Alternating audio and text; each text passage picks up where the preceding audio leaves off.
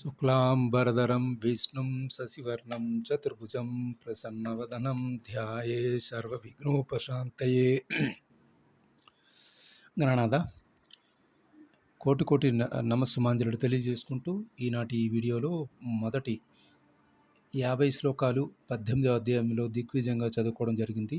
ఈనాటి వీడియోలో 51వ శ్లోకం నుంచి 60వ శ్లోకం వాటి యొక్క తాత్పర్యం తెలుగు ఇంగ్లీష్లో చదువుకోవడానికి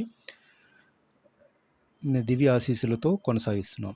51వ శ్లోకం ముందుగా 51 నుంచి 53 శ్లోకాలు వాటి యొక్క తాత్పర్యం ముందుగా చదువుకుందాం, వాటి అర్థాన్ని కూడా తెలుసుకుందాం.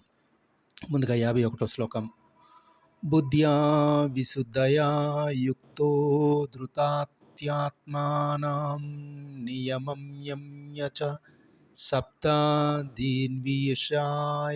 సక్త్వా రాగద్వేషౌ వ్యూధ్యస్య చ. 52వ శ్లోకం. వివిక్త సేవీ లఘ్వీ సీయతే వాక్కాయమానసః ధ్యానయోగపరో నిత్యం వైరాగ్యం సముపాశ్రితాః. 53వ శ్లోకం. అహంకారం బలం దర్పం కామం క్రోధం పరిగ్రహం విముచ్య నిర్మమః శాంతో బ్రహ్మ భూయాయ కల్పతే. ఈ 51, 52, 53 శ్లోకాలు మనం వాటి యొక్క తాత్పర్యం ముందుగా ఒక్కొక్క శ్లోకం యొక్క తాత్పర్యం ఈ చదువుకున్న ఈ శ్లోక అర్థాలు తెలుసుకుందాం. బుద్ధిచే పవిత్రుడై రాగద్వేషముల నుండి విడివిడి ఉన్నందున ఇంద్రియార్థములను త్యజించి దృఢ నిశ్చయముతో మనస్సును నిగ్రహించి ఏకాంత ప్రదేశమును వసించువాడు, మితాహారము కలిగినవాడు, మనోవాక్కాయమును నియంత్రించువాడు, నిత్యము సమాధి స్థితిలో ఉండువాడు, అనాసక్తుడు, మిథ్యాహంకారము, మిథ్యాగర్వము, దురభిమానము, కామము, క్రోధముల నుండి విషయ వస్తు స్వీకారము నుండి విడివడి ఉన్నవాడు, మమతత్వ ధూరుడు, శాంతిమయుడు అయిన వ్యక్తి నిశ్చయముగా ఆత్మానుభూతికి స్థితికి ఉద్ధరించగలగడు అని మనం 51 నుంచి 53 శ్లోకాల యొక్క తాత్పర్యంగా మనం తెలుసుకోవచ్చును. Let us continue with this, the previous first 50 slokas and its meaning we read in both Telugu and in English. Now the meaning from the 51 to 53 let us follow like this. 51 says like this: endowed with a pure intelligence, controlling the self with fortitude, abandoning sound and other objects of the senses and laying aside like dislikes. This was the 51 sloka and its a meaning. And coming to the 52 sloka and its a meaning like this: dwelling in solitude, eating with little, with speech, body and mind subdued, always engaged in the yoga of meditation and taking refuge in the dispassion, vairagya. The last and 53 we are going to give the meaning like this, and let us read the meaning. Having cast aside egoism, violence, arrogance, desire, wrath and covetousness, being selflessness and peaceful, one is fit for becoming Brahman, the eternal reality. This was the meaning from 51 to 53 of the chapter 18. తదుపరి మన 54వ శ్లోకం వాటి యొక్క తాత్పర్యం. ముందుగా శ్లోకం. బ్రహ్మభూతః ప్రసన్నాత్మనా శోచతి న కాంక్షతి సమః సర్వేషు భూతేషు మద్భక్తితం లభతే పరాం. ఈ 54వ శ్లోకం యొక్క తాత్పర్యం ఏంటంటే, ఈ విధముగా బ్రహ్మభూత స్థితిలో ప్రతిష్ఠుడైన వాడు శీఘ్రమే పరబ్రహ్మను భూతిని పొందిన ప్రసన్నాత్ముడగును. అతడు ఎన్నడును దేని కొరకను శోకింపడు, దేనిని వాంఛింపడు. అతడు సర్వజీవుల పట్ల సమభావమును కలిగి ఉండును. అట్టి స్థితిలోనే అతడు నా శుద్ధ భక్తియుక్త సేవను సాధించును అని మనం 54వ శ్లోకం యొక్క తాత్పర్యంగా మనం చదువుకోవచ్చును. 54 shloka and which conveys the meaning becoming Brahmin, being serene in the self, one neither grieves nor desires. Regarding all beings as equal, such a person attains supreme devotion to me.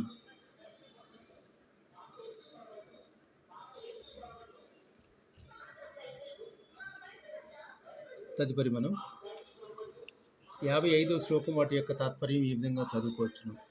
భక్త్యా మామాభిజానాతి యావాన్యశ్చాస్మి తత్వః తతో మాం తత్వతో జ్ఞాత్వా విశతే తదనంతరం. 55వ శ్లోకం యొక్క తాత్పర్యం ఏంటంటే, భక్తియుక్త సేవచే మానవుడు నన్ను యథార్థ రూపంలో దేవాది దేవునిగా అవగాహన చేసుకొనగలడు. అట్టి భక్తితో అతడు నన్ను పూర్తిగా ఎరిగినప్పుడు రాజ్యమును ప్రవేశించగలడు అని మనం 55వ శ్లోకం ద్వారా మనం చదువుకోవచ్చును.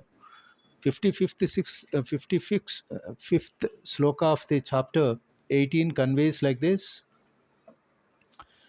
through devotion one comes to know me in essence, who and what I am. Then, having known me in the truth, one enters into me immediately. This was the meaning which we can understand from the sloka 55 of the chapter 18 of the Bhagavad Gita. తదుపరి మన 56వ శ్లోకం వాటి యొక్క తాత్పర్యం. ముందుగా శ్లోకం: కర్మాణ్యపై సదా కుర్వాణో మద్వస్య ప్రాసయః మత్ప్రసాదాదవాప్నోతి శాశ్వతం పదమవ్యయం. అన్ని రకములైన కర్మలలోనూ నియుక్తుడైనను నా శుద్ధ భక్తుడు నా రక్షణలో నిలిచి శాశ్వతము అవ్యయము అయిన ధామమును నా కృపచే చేరగలడు అని 56వ శ్లోకం యొక్క తాత్పర్యంగా మనం చదువుకోవచ్చును. So 56th shloka and which means like this: though always performing all actions, one who takes the refuge in me attains the eternal imperishable state by my grace. This was the meaning which we can understand from the 56th sloka. Now 57th sloka, 57వ శ్లోకం. ముందుగా శ్లోకం: చేతసా సర్వకర్మాణి మయీ సన్నస్య మత్పరాః బుద్ధియోగం పాశ్రిత్యత్త మచ్చిత్తః సతతం భవ. సమస్త కర్మలలో నాపైన ఆధారపడి నిరంతరము నా రక్షణలో కర్మ నొనసరింపుము.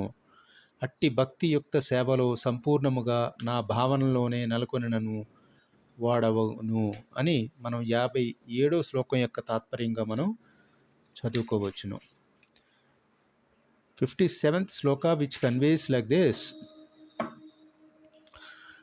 mentally resigning all the actions to me, regarding me as a supreme goal, and restoring to the yoga of intellect, buddhi yoga, keep your mind ever fixing on me. This was the 57th sloka. తదుపరి మనం 58వ శ్లోకం: మచ్చితః సర్వదుర్గాణి మత్ప్రసాదాదత్తరిష్యసి అతః చ్యత్వామమం కారన్న శ్రోష్యసి వినం నక్ష్యసి. ఈ 58వ శ్లోకం యొక్క తాత్పర్యం ఏంటంటే, నీవు నాయందు చిత్తమును కలిగిన వాడైనచో నా కృపచే బద్ధ జీవుడు సమస్త ఆటంకములను అధిగమించగలవు. కానీ నా మాటను వినక అట్టి భావనలతో గాక అహంకారముతో వర్తించినచో తప్పక నశింతువు అని 58వ శ్లోకం యొక్క తాత్పర్యంగా మనం చదువుకోవచ్చును. 58th Shloka which conveys like this: fixing your mind on me you shall overcome all the difficulties by my grace, but if due to egoism you will not listen, you shall perish. This was the meaning which we can understand from the 58th sloka of the chapter 18.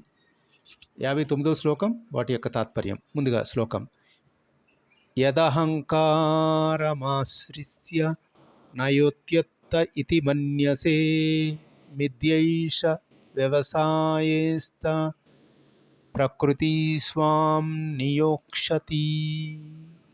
59వ శ్లోకం ఏం చెప్తుందంటే, ఒకవేళ నా నిర్దేశానుసారము వర్తింపక మిథ్యాహంకారముతో యుద్ధము చేయుటకు నిరాకరించినచో నీవు పెడద్రోవ పట్టిన వాడవగుదురు. నీ స్వభావమును అనుసరించి నీవు యుద్ధములో నెలకొనవలను అని 59వ శ్లోకం మనకి తాత్పర్యంగా చెప్తుంది. 59th shloka which conveys like this: if filled with egoism you think I will not fight, your resolve is vain, for your own nature prakriti will compel you. This was the meaning which we can understand from the 59th. ఈనాటి ఈ వీడియోలో చివరగా మనం చదువుకోబోతున్న 60వ శ్లోకం వాటి యొక్క తాత్పర్యం ఈ విధంగా. ముందుగా శ్లోకం: స్వభావజేన కౌంతేయ నిబద్ధః స్వేన కర్మాణ కర్తుం నేచ్ఛసి యన్మోహత్కారిష్యసి స్వసౌ పితతత్. ఈ 60వ శ్లోకం యొక్క తాత్పర్యం ఏంటంటే, ఓ కౌంతేయ, మోహము చేతనే నీవు ఇప్పుడు నా నిర్దేశానుసారము వర్తించుటకు అంగీకరించుకుంటివి.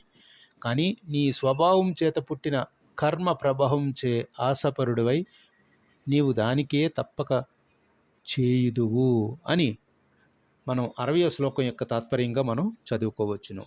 60th Shloka, this the last Shloka for this video of the chapter 18, which conveys, O son of Kunti, that which you do not wish to do because of delusion, you will be forced to do by your own nature-born action. The verse 59 and 60, Krishna gives Arjuna a powerful reality check. He explains that even if Arjuna tries to quit his inner nature as a warrior, Kshatriya Swabhava will eventually force him to act. True freedom isn't found in running away from duty, but in performing within pure intellect described in the verse 51. This was the meaning which we can take it from the 51 to 60 slokas of the chapter 18. ఇంతటితో మనం ఈనాటి ఈ వీడియోని స్వస్తి పలుకుతూ గణనాథకి నమస్సుమాంజలి తెలియజేసుకుంటూ, survey జనా సుఖినో భవంతు, సర్వసమస్త సమ్మంగళాని తంతో, అసతో మా సద్గమయ, తమసో మా జ్యోతిర్గమయ, మృత్యోర్మామృతంగమయ. ఓం శాంతి శాంతి శాంతి. స్వస్తి.